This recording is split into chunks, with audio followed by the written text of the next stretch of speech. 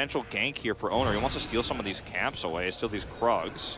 Yeah, he's not so scared. strong early. Yeah, he's like, okay, Kroko, you want to go? Smite comes in. This is just a straight up one-on-one, and Owner is not winning it. He doesn't have Smite anymore. Yeah, he doesn't have Smite, but the flash comes in, and there's going to be first blood over to the Viego of all people, as now the top laners are fighting.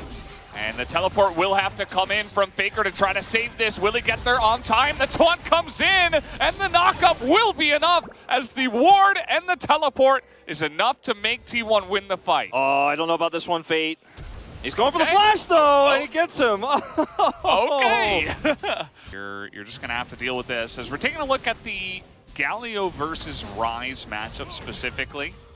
Faker getting locked up here, and Fate has double buff. This is just a straight up solo kill as Faker's just trying to clear out the wave, and he did not respect the damage of Ryze and double buff, I suppose. Double buff super powerful in this case, and he aggressively traded forward, gets the prism there.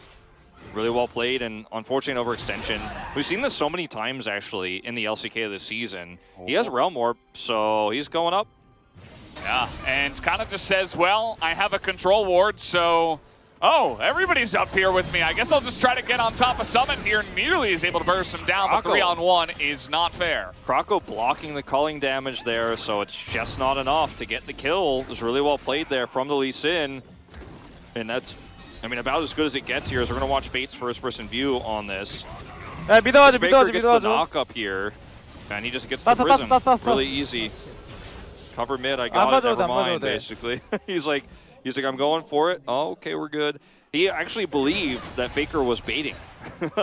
As we watch this one more time, Canna hits 6 with the huge advantage that he has, but Kroko blocks the culling damage, and they're able to make this a guaranteed kill. Fate doesn't have to use his teleport, so he can get straight back to lane. Gotten elsewhere on the map is massive. Gumayusi does not rotate up, as we're going to see a collapse on the Canna. This is a nice counter gank that does come in. Owner is getting in there, but now Kroko's here as well. Canna a little bit too low. Nice kick.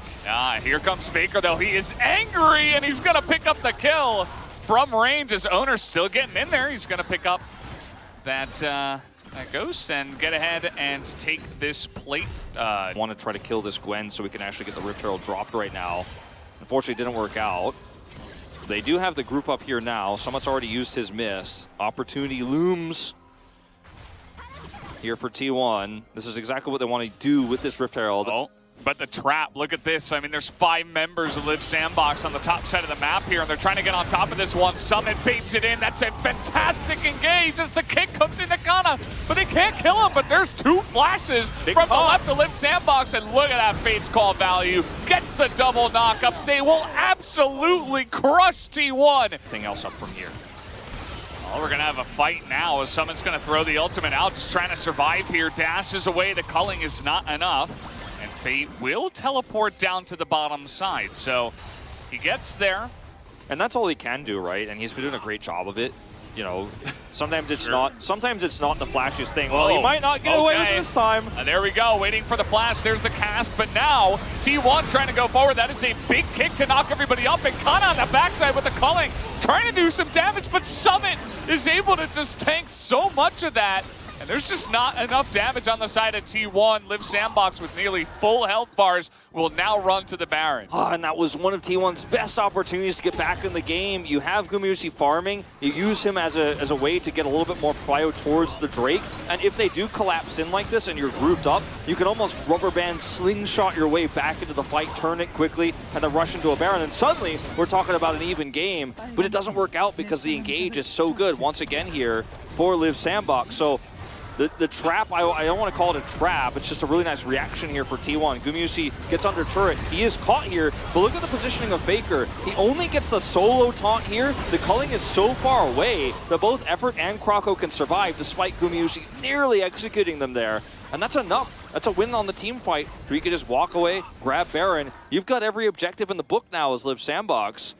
That was just one chunk of damage away from being T1's gateway back into this game, as now Faker is caught alone. Yeah, we got teleports coming in. We got Effort from behind, looking for the cask, and he's going to hit him into the wall, but that's not enough. Get close to the turret, so as you mentioned, there's not really much they can do to stop Ryze and Kalista from getting in range, and once you got that, I mean, they're going to get this one inhibitor. Prince is in a weird spot here, but we got the Realm Warp coming on over, and he's like, who's tripping here with who? I got my team with me. As Owner is just going to run straight into them in the fog, and he will at least be able to Heartbreaker over the wall. Heartbreaker pretty strong. You know, the unstoppable on that one, going to get you out of many an emergency, many a jam.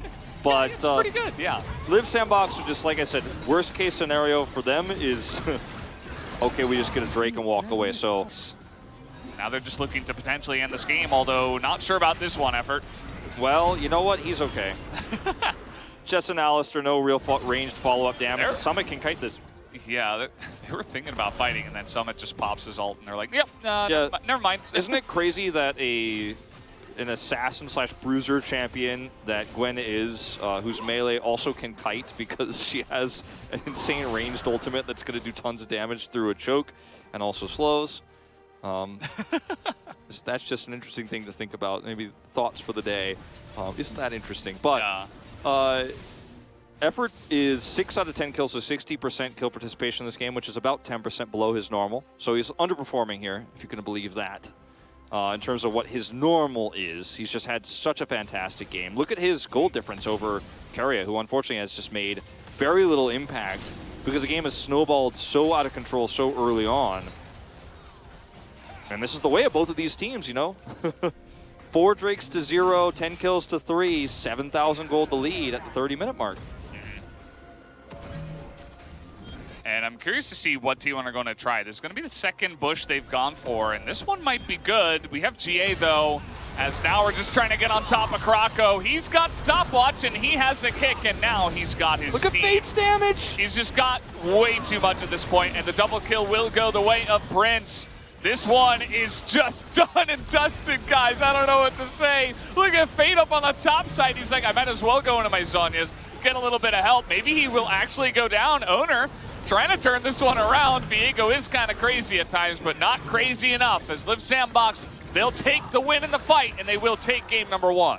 And this is after a dominant last few games for T1 that Live Sandbox is able to take a first game upset win here. The series is not over by any means, but it is a great start here for a team that once again gets a solid draft.